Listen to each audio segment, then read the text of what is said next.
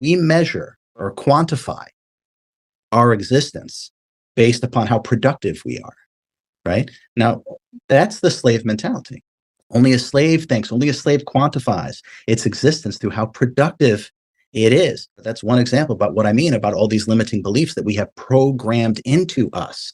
None of that is germane to who and what we really are. That's something that occurs through societal conditioning upon incarnation into the lower frequencies of the physical universe. The only way that you can stop an immortal creator being, you and me, is to have each and every immortal creator being stop themselves.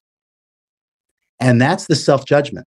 That's the harsh inner critic. That's the voice in our head, which is not what we are. That is societal conditioning. That is brainwashing, whatever word that you want to use, they both apply.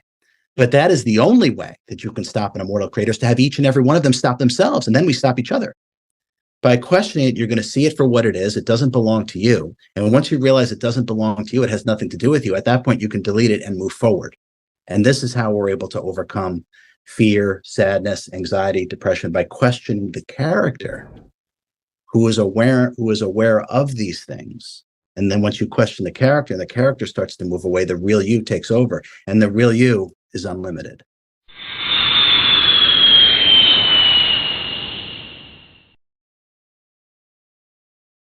Okay, so emotional pain because of attachments. Okay, so here's something that we can all try. All right, your significant other, or the person, whatever, however you want to label that, try this. Try letting them do whatever they want, whenever they want. You will then see them for who they really are. You will also completely detach from any energetic attachments when you do that. So two things occur. You're going to be able to see this person very clearly by letting them do whatever they want, whenever they want. Now, what that means is you're going to cease trying to control, manipulate, help, guide, fix, correct. Okay? Totally hands off. Let them do whatever they want, whenever they want. Stay out of it in terms of trying to control. You will now see this person clearly. And you'll know the true nature of your dynamic. You'll know the true nature of the connection that you have and why you're in that relationship. You'll see it clearly. The second thing that happens is by doing that, you're severing your energetic or emotional connection to the person that's causing the pain. By being completely hands-off, all your energy will return to you, and you will feel whole and complete and centered by allowing the person to do whatever they want, whenever they want. So two very important things occur with that. And you will then learn what it is that you're doing that's causing your own emotional pain. Now, you may think it's the actions or the behaviors or the words of the other person.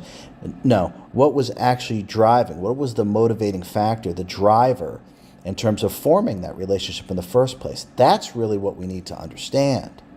Not way downstream about something that occurred. What put you there in the first place is what needs to be understood. So until we understand that, we'll simply recycle our experiences. Hence, I keep having bad relationships. I keep having failed businesses. I don't like the lack of success I'm having, because we can only repeat the things that we don't fully understand. So letting them do whatever they want, whenever they want, being totally hands-off, you'll see them clearly, and you'll also reclaim all of your energy. And by reclaiming that energy, the emotional pain will stop, because now you'll have all of yourself.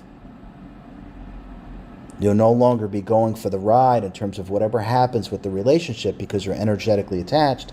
You then have that tangible experience. So if that relationship is not going exactly the way that your ego, mind, identity thinks it should be or wants it to be, you then suffer the consequences because you're energetically attached, hence the emotional pain. Try that. Try that. Totally hands off. Let them do what they want whenever they want. And then see how it feels to have all your energy back. And then send me an email, Connie, and tell me how that went.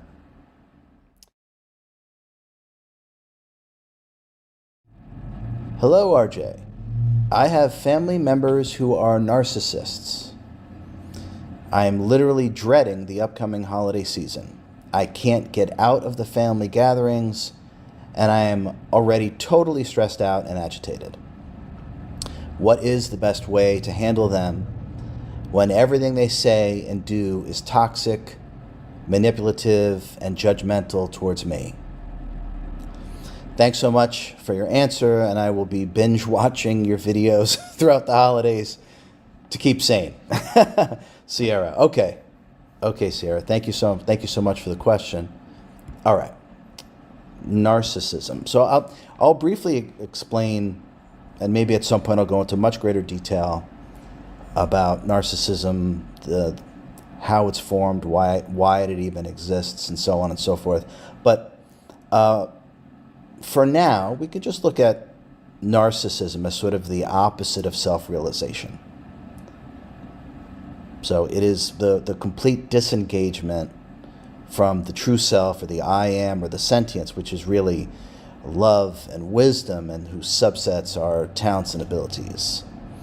And so when we have a narcissistic experience, or if someone is a narcissist, they are disconnected from those aspects of what they really are, which is why they are capable of highly destructive behavior towards others. So it's just think of it for now as the opposite of self-realization. Okay. And it occurs for a variety of reasons, by the way. And maybe I will do just a whole video on narcissism at some point. Okay.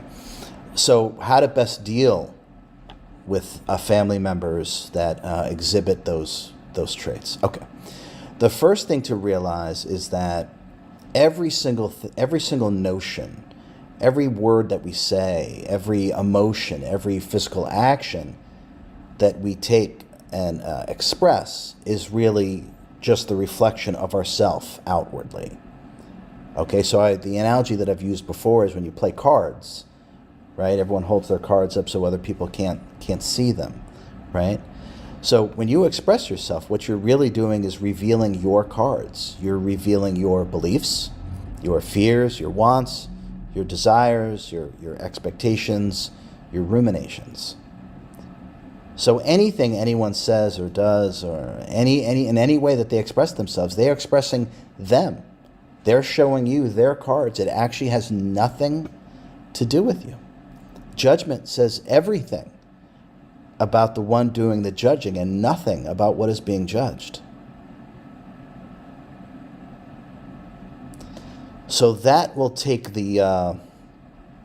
hopefully, that will take the bite or the sting or the hurt out of that situation, to know that whatever they're expressing is what they have buried within them. Okay? It has nothing to do with you.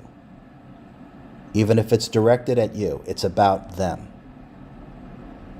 And so, on top of that, just stay in pure observation mode and know that what you really are, your sentience, your I am, is completely untouched and unaffected by really what goes on here. The body-mind is certainly affected. The body-mind is part of and attuned to the local environment.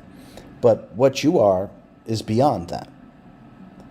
So it doesn't really matter from that perspective what goes on with your body-mind, what the five senses are able to perceive. It really doesn't have anything to do with you. You are untouched by everything here. You are immortal, divine, not lacking anything. So remember, if it gets difficult during the holidays, and it often can be, Just know that they are revealing themselves. It has nothing to do with you. It's only your ego mind that takes things personally.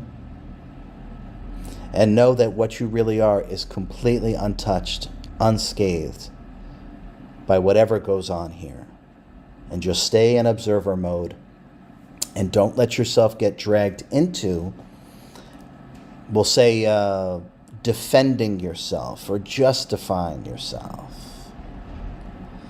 I used to say it all the time when people would give their opinion about this or about that. I would just say, well, that's one way to look at it. That's it. I didn't touch anything after that whatsoever. And that statement, that's one way to look at it. That gives them their valid in their opinion. That's their opinion. And that singular perspective is valid because it's theirs. But you're also implying that that's not yours. And that it's okay. That is one way to look at it. I hope that helps. Enjoy your holiday no matter what. And remember, stay connected, stay present to what you really are. And just watch what happens. And also know that everyone and everything at the core is the same. It's that same love and wisdom. Some are just disconnected from it. That's all.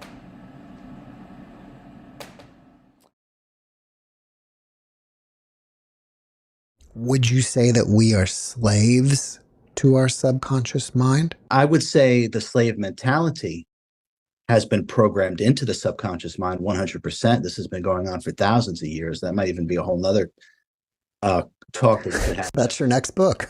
Right there you go. So and we can actually kind of just look at this real briefly, what you said about the sort of the slave mentality. We measure or quantify our existence based upon how productive we are, right? Now, that's the slave mentality. That's exactly what it is. And all of us go about our day all day long. If we have a big to-do list and we check it all off, we're like, oh, I had a great day today. Well, what do you mean? I got a lot done, right? Only a slave thinks, only a slave quantifies its existence through how productive it is. That's one example. It's a good example, but that's one example about what I mean about all these limiting beliefs that we have programmed into us. None of that is germane to who and what we really are. That's something that occurs through societal conditioning upon incarnation into the lower frequencies of the physical universe. And that's a big one. And the new book, as you know, Change Your Mind, shows you exactly how to bring about to your conscious mind all those limiting beliefs, see it consciously, delete it. And now you can start to own your own mind. And when you own your own mind, you can actually create the life that you truly desire. We are actually unlimited. Now, the reason why we don't lead an unlimited life or create the life that we truly desire is because part of societal conditioning is the voice in your head, is the self-talk, is the harsh inner criticism. So if we look at this, if we really step back, the only way that you can stop an immortal creator being, you and me, is to have each and every immortal creator being stop themselves. And that's the self-judgment. That's the harsh inner critic. That's the voice in our head, which is not what we are. That is societal conditioning. That is brainwashing, whatever word that you want to use, they both apply. But that is the only way that you can stop an immortal creator, is to have each and every one of them stop themselves, and then we stop each other. So if we look at it very closely, it's insidious and it's brilliant. And so for me, I was compelled as the sequel to Supercharged Self-Healing, I wanted to write something that would give humanity in their hands freedom in a book as a way to overcome these limiting programs. And when we realize the truth that we really are unlimited and the only thing that's stopping us is ourselves, and the book lays out exactly how to overcome the harsh inner critic so we can lead the life that we know that we're capable of. When you were talking about being productive, and it made me think about people who are lazy. But are they really lazy, or just this story that we tell themselves, hey, they're being lazy? It depends. It depends, because there can be, like, someone who can't stop doing, right? And it's like, oh, I wish that dude would calm down a little bit. He's always, Energizer bunny, right? And then there's the other end of that spectrum, just like sort of never motivated really to do anything. Now, those are two sides to the same coin, if you ask me. The overdoing this and then never doing anything. They're just two extremes of the same thing. I think what we want to look at is, are we passionate? And does it give our life true purpose and meaning? Because nothing in and of itself has any meaning. Life is literally a blank canvas. There's no meaning to anything. We ascribe meaning to life itself as an immortal creator. We literally, now, this is also the difference between when we have a goal that's purely egoic, pure ego mind identity, and we achieve this goal, and then as soon as we achieve it, it's empty. It's like, well, what's next, right? So that's the egoic mind. Now, if we are passionate about something, we'll always be motivated. Always be motivated. And that's how you know that that goal or that desire is really born of the real you, the true self, because your motivation is coming from within. It's not exterior based. Because if your motivation is exterior based, if you remove that motivation, then all of a sudden you become more than complacent, because the exterior motivation has been taken away, because that motivation isn't intrinsic to the real you. It's not really coming from you. And that's how you know the difference between a goal that's born of you and a goal that's been programmed in, or a goal that you've chosen through your egoic mind. So if we're unmotivated, it also could be because we're disconnected from who and what we really are. Because when we're truly connected to who and what we really are, there'll be a passion for life. There'll be a passion. And whatever that passion is, Jeff, who cares? What difference does it make as long as you're jazzed up, juiced up, and passionate about it? Now your life has meaning and purpose, because that's your life. That's your life. As opposed to feeling like you have to do this, have to do that, and then you actually do achieve some of these things, and it's completely and utterly empty and meaningless. That's how you know that's your programmed egoic mind, because it doesn't mean anything to you. When it means something to you deeply, tangibly, intrinsically, then that's the real you, and that's where all true motivation lies. Yeah, well, fear is a big one. The two, from my perspective, Jeff, the two main components of our ego mind identity, right? What I call the human character, the ego mind identity. There's two main components to it: fear and vanity. Fear and vanity. That's mostly what our ego mind identity gives us. And fear, because it breaks us out of our habitual patterns, our limitation patterns. So of course we're afraid to step outside of the little fishbowl that we've put ourselves in, because even though it's uncomfortable, it's familiar. So when we realize that it's the fear, by questioning the character that has the fear, by removing the aspects of the character itself, the ego mind identity, by questioning the fear. So in other words, excuse me, what does that look like? So someone wants to make some changes in their life, right? But they're afraid. So when that fear comes up, Jeff, just ask yourself, well, okay, who is it that's afraid? Me, I am. Who am I? And the mind goes blank, because that character is an illusion. It's your societal conditioning. It's not a real person. It's like shining a light on a shadow. As soon as you shadow light, it's gone. So as soon as you question the character, who is enveloped in fear, which is what keeps it limited, who is it that's afraid? Well, me, I'm afraid. Who am I? It's gone. And now we can kind of step outside of that. So it's not by capitulating to the awareness of the fear, because we're the awareness of the fear. It's by questioning the one who has the fear, which is your fake character, which is your limitation program, which is a product of the pattern subconscious egoic mind. So by questioning it, and the book lays out exactly how to do this, by questioning it, you're going to see it for what it is. It doesn't belong to you. And once you realize it doesn't belong to you, it has nothing to do with you. At that point, you can delete it and move forward. And this is how we're able to overcome fear, sadness, anxiety, depression, by questioning the character who is aware of these things.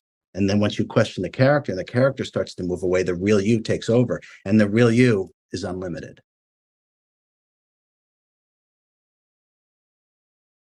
I am in a holdout province in Canada, which is still under lockdown. I've been a social creature my whole life. I'm not allowed to participate in most of society, and with national vax passport regulations, I'm not permitted to travel. I'm a passionate world traveler who cannot leave my country. I've lost my inspiration. I'm a writer who loves to write, yet is not writing.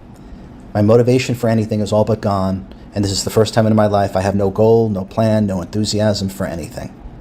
I have successfully taught a course on manifestation, yet here I sit inert. I feel victimized by being trapped in a country that has shocked the world with its authoritarian regime of control. RJ, my question is, if you've lost hope in the world and feel like you are living in a really bad episode of The Twilight Zone, how do you create a magical life in the manner you've described? How do you move to a different timeline where you are not physically segregated and trapped in your country? Thank you. Okay. All right. So the first thing I want to say about this, and thank you again for your email, and thank you for allowing me to answer it in this fashion. So I appreciate that very much. Okay. I've lost my inspiration. My motivation is gone. Okay.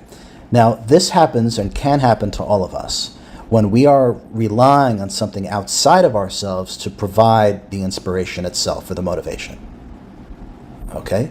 So what we want to learn to do, from my perspective, what we want to learn to do is to not have our state of being dependent upon anything outside of ourselves. Okay? How much money we have in the bank account, what the house looks like, what the car looks like, maybe even what's going on with the government or the military or whatever. Okay? Anything or anyone. You do not want your state of being reliant or dependent upon anything outside of yourself. You are actually setting up a victimhood paradigm. Okay? And your motivation will always just come and go. It's not reliable, right? So I'll give an example. Okay, my father, who passed away a few years ago, was a gigantic baseball fan, and we grew up in New York, so he was a huge Yankees fan. And so he would live and die, like many people. He would live and die with the Yankees. If the Yankees won, he was in a good mood. Everything was great. If the Yankees lost, he was in a terrible mood, and then and the world was ending. Okay. So he really made his state of being contingent upon something that was outside of him, right? Well, the Yankees doing well, the Yankees not doing well. Now, we do this with everything. We do this with how much money we got in our bank account. We do this with what's going on the news, right? We do this what's going on in the world. We do this what's going on in our own household, whether it's our wife or our husband or our daughter or our sister, this, that, doesn't matter. Okay? We need to have a level of detachment. Detachment is number one, above all else. So we need to have a level of detachment and not make our state of being contingent upon anything outside of ourselves. That is true self-empowerment. And that motivation will never wane because that's you, and you are eternal. So that's how you do that. It's simple. I'm not going to say it's easy. I could, but I'm not going to say it's easy. But it is that simple. Detach. Stop identifying with what's going on. Okay? Reside as, for, within, and by the self. And allow the self to flower and then express that. And that's the truest motivation. It's the only real motivation because the self is the only thing that is truly real. Everything else is momentary and it comes and goes. So therefore, don't make any of it important. Okay. How do you create a magical life in the manner you've described? By letting go of the ego-mind identity. For all of you that have gotten the book or just now getting into the book or some of the courses on the website, the ego-mind identity is who you think you are and how you feel about it, how you feel about yourself, and it's not you. So if you want to create a magical life, you have to learn how to let go of that, and the book shows you how to do it. It's not complicated. And as you move past all your limitations and identifications, what remains is you, and you are magic itself. You are an immortal creator being. You can create whatever you want when you remove the limitations. And the EMI, the ego-mind identity, is a limitation program that runs by thinking. And what's the remedy for thinking? Meditation. And we want to normalize that state of clarity. So there is no thought process. There's clarity and higher consciousness imagination. Okay. Moving, how do you move to a different timeline when you're not here to move into a different timeline. You chose this timeline, as did I, as did everyone who will be watching this video. The point is not to escape this timeline. The point is to experience the depth of yourself in relation and in context to it. That's the point. There is no escape. Escape what? And who's the one doing the escaping? It's always the ego-mind identity. Realize yourself. Know thyself. And that has nothing to do with what is going on here. If we are feeling victimized, it's because we are overvaluing what we don't have and undervaluing what we do have.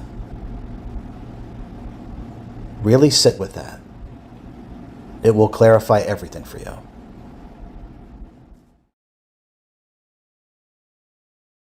I've been asked this question by many different people in many different forms. So I figure I'll just kind of answer it directly instead of reading various questions from various emails. It all pertains to the same thing. And what we're talking about, the real question is fear of change. Fear of change, whether that's job, relationship, moving, the body, anything like that. Okay, fear of change. How do we work with, or how do we overcome this fear of change?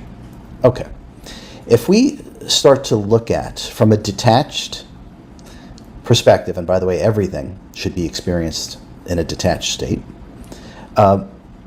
Fear of change. If you look at your life, every thought that you've ever had has come and gone. Every emotion that you've ever had has come and gone. Every bodily sensation that you've ever had has come and gone. Every meal you've ever had, every conversation you've ever had, anything that you've actually ever been the awareness of and experienced has all come and gone. All of it. What is the one constant? You. The awareness of it all. You are immortal and remain unchanged. Life, or what we call life, is simply the comings and goings of temporary phenomena. Giving them credence is why we suffer. Trying to hold on to anything that comes and goes. And everything comes and goes except your awareness, except you. So there's no reason to fear what comes and goes, because it will come and go. Every thought you've ever had has come and go, and yet you're right here.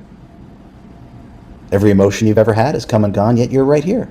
Every conversation you've ever had, every experience that you've ever had has come and gone. But one constant is you. And none of these things, this change, none of it actually touches you. It doesn't touch the real you at all. It's just body-mind projections and what the body-mind experiences. You're not the body-mind. It's just a suit to experience physical reality. Change is absolutely essential because it is the true order of things. You are forever untouched and unchanged, but what it is that we perceive through co-creation and creation is forever changing. Now, one of the reasons why change in all aspects is essential, because the life plan itself would never be able to unfold without change. Right? So you could think of life plan as data points along a timeline. Experiences that we've signed up to have, and sometimes we've signed up to have these things with others. Now, without change, we would not experience the data points within the life plan. So we must let things unfold because that is part of your plan. It's part of the divine plan. So there's no reason to fear change. Remember, you're simply the awareness of it. And things must shift so the next data point within the life plan can come to fruition, can come into manifestation. There is a natural flow to everything. The whole key is to just go along with it. Just surf the wave. For those that have lived in Hawaii, as I have, just surf the wave. Just ride atop of it effortlessly. No straining. And let everything unfold, because it's going to. It's going to. And the best way to operate is to not create our own resistance through fearing change and not accepting change. Let yourself unfold. There is nothing to hold on to. There is nothing to chase. And there is nothing to avoid. There's certainly nothing to fear, because nothing ever actually touches you. Let everything simply come and go, because it's going to. There's no point in trying to control anything, because you can't control that which comes and goes. There's no need to control that which comes and goes. And I promise you, whatever loss you experience is simply going to come back around in another form. There's really no such thing as loss. Let everything come and go. Let change happen. It is inevitable. You, the awareness of it all, is the one constant. And you are untouched, unscathed by everything that you can actually perceive, by everything that comes and goes. Try giving up any personal agenda. Be so hands-off that whatever happens is irrelevant. See how you feel. It seems like an oxymoron, but letting go of any personal agenda is incredibly empowering. And fear of change is disempowering. And it's beneath you.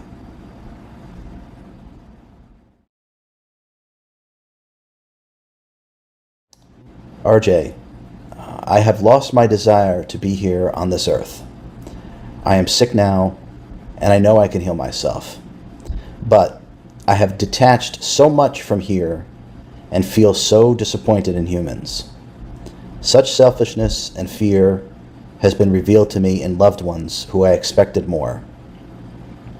I want to be here. Where do you find the motivation to want to be here? Let's look at that first aspect of the question. So through detachment, okay, we would no longer have disappointments or any form of expectation, because ultimately what we actually suffer are our own expectations based upon the beliefs and concepts that we have identified ourselves with. So it would be impossible to be disappointed in someone or something if you do not have expectations. If you're simply present and work with what is from moment to moment to moment, there are no disappointments, there are no expectations, there are no frustrations.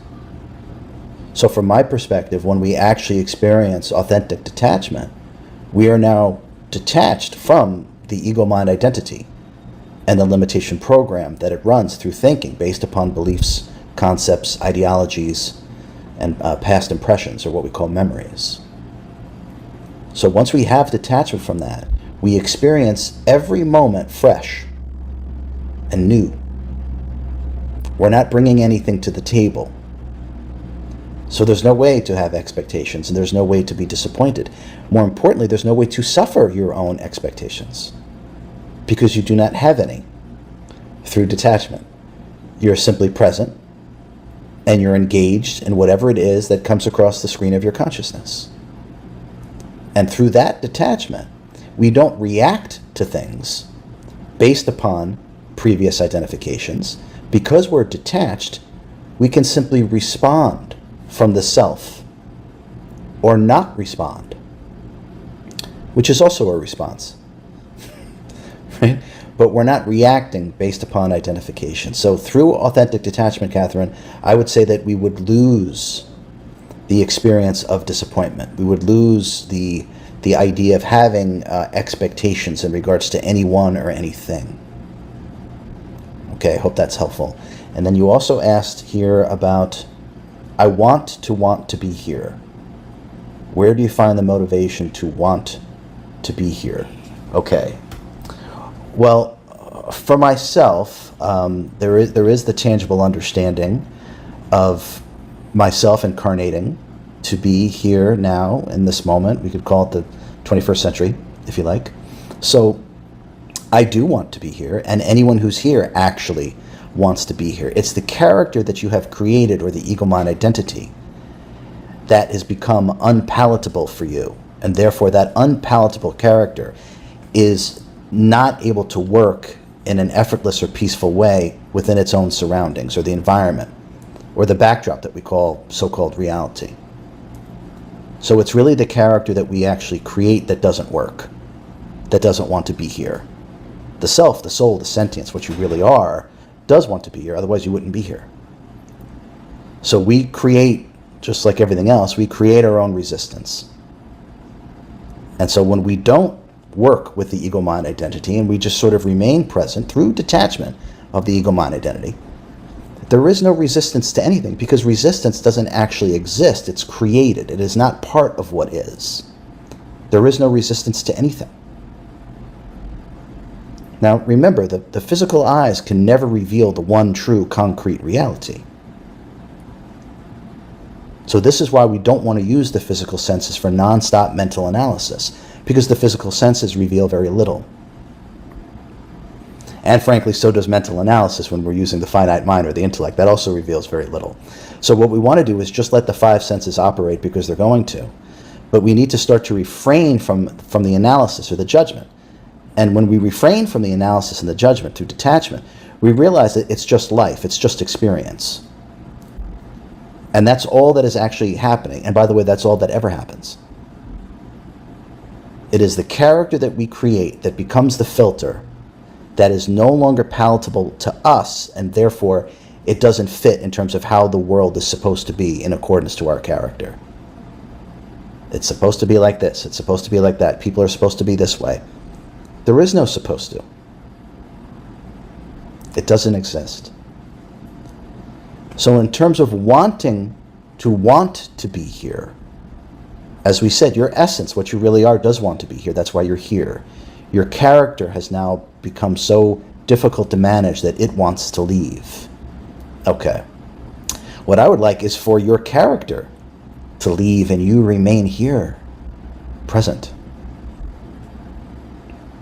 So the more that we work inside and stop focusing on trying to change things outside of ourselves, which is really a fool's endeavor, because it cannot actually take place. Everything happens within, and then that gets reflected outwardly. So trying to manage or control or even analyze and judge things outside of ourselves, to me, is just a waste of the Holy Ghost. It's a waste of our life force energy, our chi. So what we want to do is remove the one that is having the difficulty, the ego mind identity. And the more that we practice just being present, the more you're going to experience yourself directly. And the self is joy. It is peace. It is completeness. It is love. Now, when we're able to do that and experience the self directly, what's going on the green screen of consciousness really is irrelevant, because it just comes and goes. 21st century, 5th century, 39th century. What difference does it really make? It's simply a backdrop for you to experience yourself within. Right? Self-realization has nothing to do with anything outside of the self. And the ego-mind identity is built upon everything outside of itself. Beliefs, concepts, what the five senses have perceived, and then the identifications with them. So none of those things are actually you. And this is why we start to suffer then when we say, I don't want to be here. Because the character that you've created is not really you. And the character that you've created is built upon everything that's here. And what's here is all low-frequency disharmony. Hence, we now have the experience of low-frequency disharmony, because the character we created is built from that. It is part of that. It belongs to that. So wanting to want to be here is simply a function of residing as, for, by, and within the self. And once we're able to do that, the mental machinations just stop. Accept yourself so fully, Catherine, that it requires no effort to simply be present. And then simply flow from now to now to now. The beingness is online, and the beingness into your doingness. And notice that has nothing to do with mental analysis or expectations or disappointments. Those all belong to the ego mind identity, and that's who you are not. Fast from what is going on here. Fast from the news, the narratives that are being thrown out to humanity to instill fear and a certain agenda, a certain action. Detach from that and just work on being present, and the joy and the purpose will start to return to you.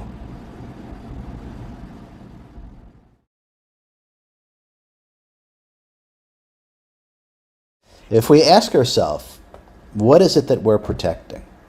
Because there's something that stops you, Margaret, every time. You even said one of them was so effective it freaked you out and you stopped. What is it that you're protecting? What is it that you're holding on to? It will always be some form of your EMI, your ego mind identity. There'll be some attachment or identification that you've made that you are resistant to letting go of. And oftentimes, our identification with our sickness and disease is the longest standing relationship that we have in our life. And so the idea of letting that go is too much to the ego mind. So we have to start to look at what it is that you're protecting. Once you discover what that is, I want you to locate it where on the body it sits. Now, once you locate it where in the body it sits, you can actually allow yourself to let it leave, almost like you would hold onto a balloon on a string, and you just let that go and the balloon just takes off. So once you locate it where it is in your body like that, I want you to imagine that you're holding onto it like a balloon on a string and literally let it go and watch that illness, sickness, disease, pain, whatever word you want to use, literally watch it leave. And I want you to imagine what it feels like.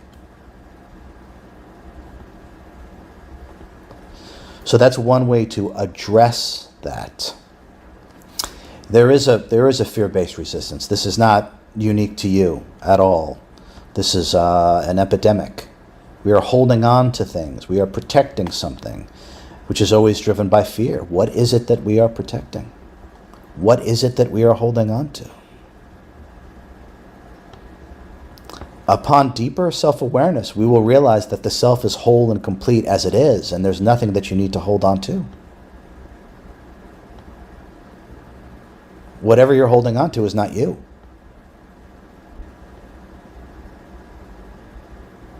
Work with what we just went over in terms of asking yourself the question, what is it that you're protecting? And then locate it. And then release it. The only thing that you're going to lose by working with the Ascend the Frequencies healing technique, working with Supercharged Self-Healing, the book, online course, mobile app, the only thing that you're going to lose is your own suffering, your own discomfort, your own anxiety, depression. That's what you're going to lose. I have gained nothing through my own liberation. I've gained nothing. The self is always complete. But I do know what I have lost, what I have let go of. And it is my own finite mind, my own suffering, my own fears, my own doubts, my own judgment.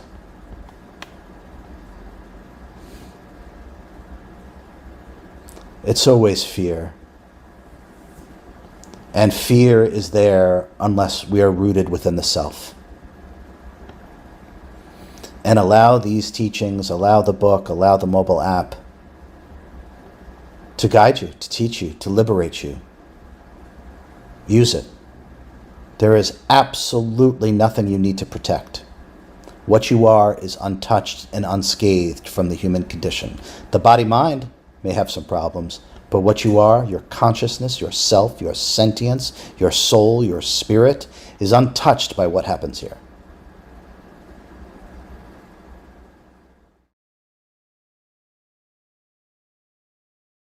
I was reading your book on the chapter on doubt. You wrote about detachment from any result.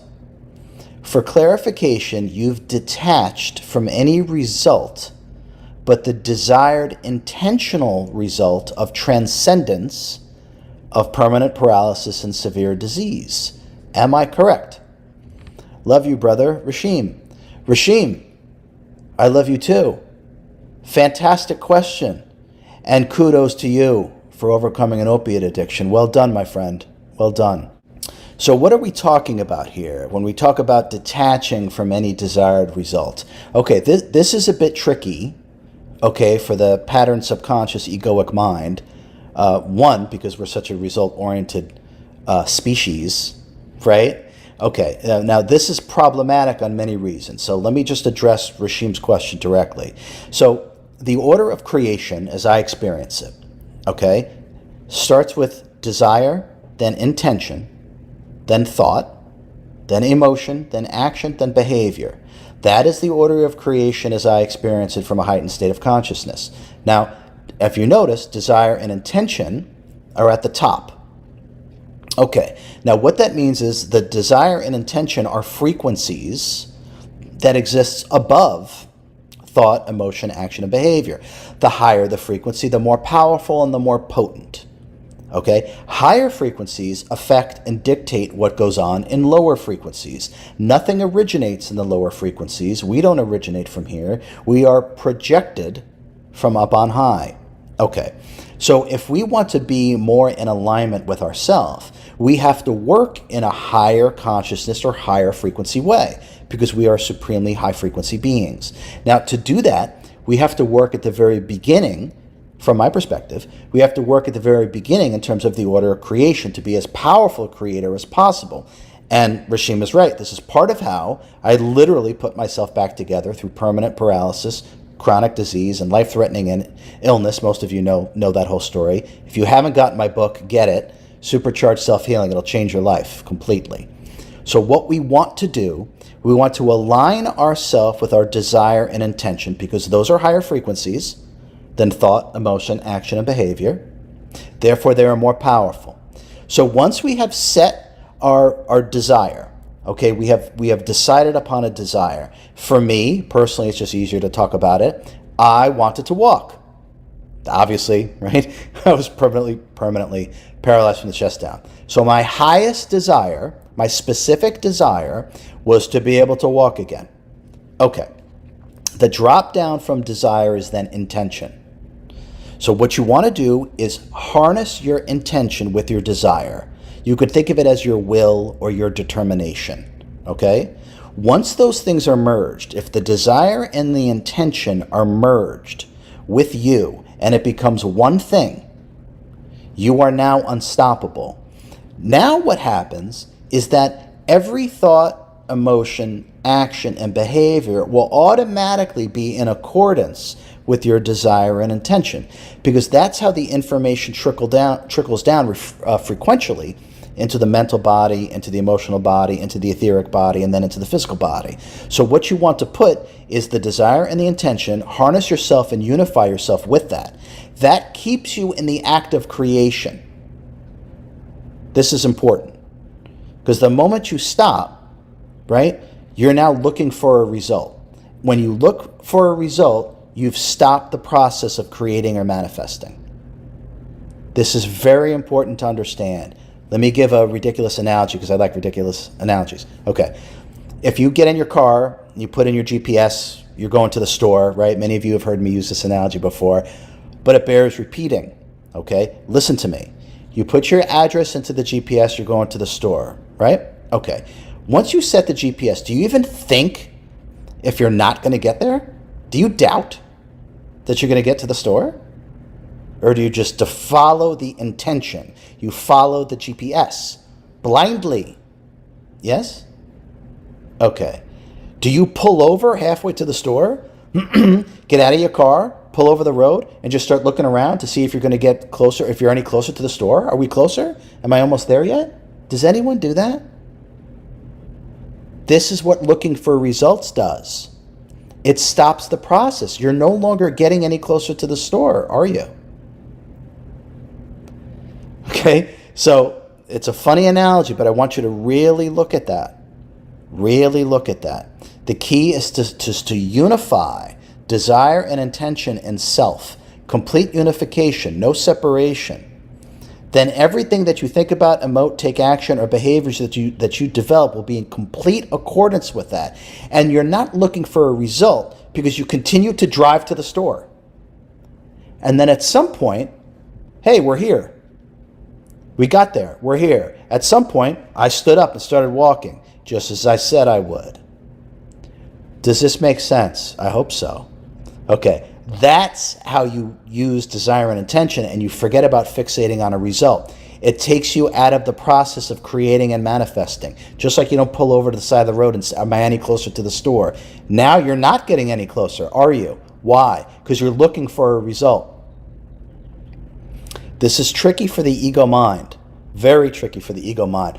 But the higher consciousness, what you really are, totally understands this and actually operates this way. It's our human character that creates the resistance and the block from the higher mind and how to operate properly. Rashim, I love you, brother. Great question. Thank you. I hope all of you found this enlightening. Share these videos, please. People need to hear these things. They need to learn how to operate in a different way. And by availing themselves of these videos and these teachings, they will start to lead a different life. Thank you so much. Again, send me your questions via email, rj@ascendthefrequencies. I love your comments. Please like and subscribe and put comments in there. It's fantastic. And share these videos. And I will see you again very soon. And until then, be well.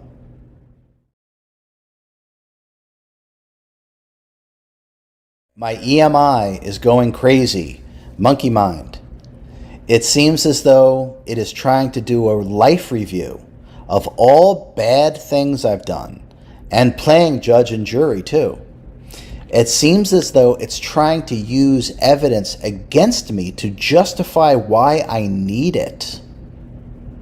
It doesn't realize it's the guilty party that caused me to do the bad things in the first place.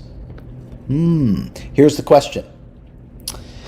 Will the EMI fight even harder to justify its existence as I walk down the path of self-awareness? If I didn't know better, I'd swear it's time for a rubber room. It's so intense. Okay, all my best, Lauren. Okay, Lauren, thank you. Fantastic question. Okay, the EMI. Yes, the EMI. Now remember, the EMI is the human character that gets created through the severe drop in frequency in terms of physical incarnation. Okay? As we drop down in frequency for the incarnation or the reincarnation to actually take place, we can think of ourselves as losing consciousness into this severest form of amnesia. We have no idea who we are, what we're doing here, why we're here, and what the point is, and what our life plan is. Total and utter amnesia. So instead of knowing and remembering, what do? We literally create a character. We create a human character. That's called the ego mind identity. And these are all the things that you identify yourself with. Now remember, what we are has no name, has no form, has no image, nothing. It's a vibration. This is a suit that we are inside, enjoying and animating in order to experience the physical universe. Okay? The foundation of the EMI is the identification with this suit. You start to think that you're the body. And now we have a huge problem. And then what the body experiences through its 5 senses, we then identify with some of those things. So we see a certain belief. Oh, I'm a that. A certain role that we do. Oh, I'm a that. A certain gender. Oh, I'm a that. Incorrect, incorrect, incorrect. Okay? None of it is true. You're the awareness of it all. And these are your creations. The ego-mind identity is created. And what you choose to misidentify yourself with, starting with the body, is the cause of suffering. That's the reason why. Now the question, great question, does it get more intense through the process, we'll call it, of awakening? Yes. It doesn't want to let go of what it's currently possessing, your consciousness and your body of energy. It needs your attention for it to exist. So of course it's going to fight back. The ego mind, all it does is judge, analyze, compartmentalize, and fragment. It's going to tell you that you need it, because if it doesn't have you, it doesn't exist anymore. So of course it'll fight back. So what is the remedy of this? Pay no attention. Pay no attention. Right? Attention is energy.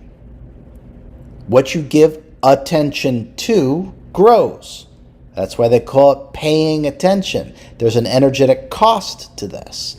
So the more you pay attention to the thoughts, emotions, and bodily sensations and give them gravitas, the bigger they're going to become, the more important they're going to become. And hence the ego-mind identity has control of your consciousness because you're feeding it attention. What is the remedy? Meditation.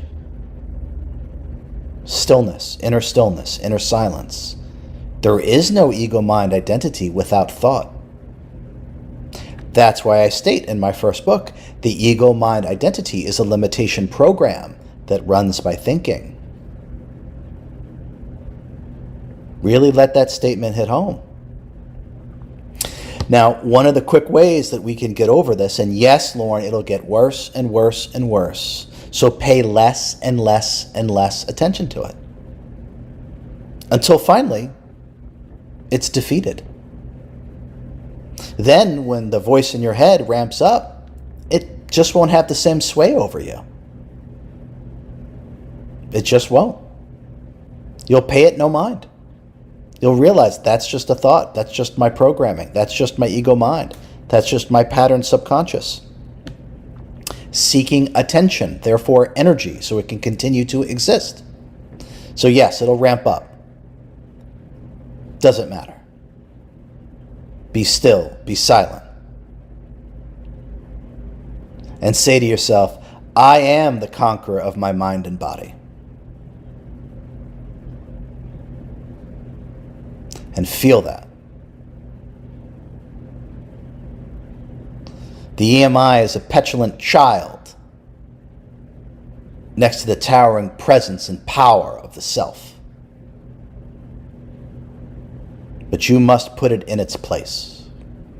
And then when you do, the real you is back in charge. Until you do, the EMI will be driving the bus of this incarnation, and life will be torturous. Constant craving, constant judgment, always searching, always yearning, never satisfied, always imbalanced. That's what the ego-mind identity does. It is disharmony itself. So we must transcend it. There are many things in the beginning of that first book, Supercharged Self-Healing, that show you the shortcuts to overcome these things. And my second book is going to take it to a whole nother level about the pattern subconscious mind. Second book doesn't come out till next summer. I finally turned it in though. So that's a good thing. Okay, Lauren, this is a great question. Do not fear the ego-mind identity ramping up. Okay, it's the thrashings of your own dying consciousness. That's all it is. And for you to be reborn in terms of what you really are, the ego-mind identity is going to thrash and thrash and thrash, and then eventually it'll just peter itself out. And then it'll have no sway over you, and you will be free.